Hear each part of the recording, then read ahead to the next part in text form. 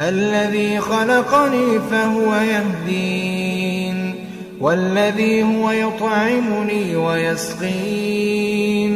وإذا مرضت فهو يشفين والذي يميتني ثم يحيين والذي أطمع أن يغفر لي خطيئتي يوم الدين رب هب لي حكما وألحقني بالصالحين واجعل لي لسان صدق في الآخرين واجعلني من ورثة جنة النعيم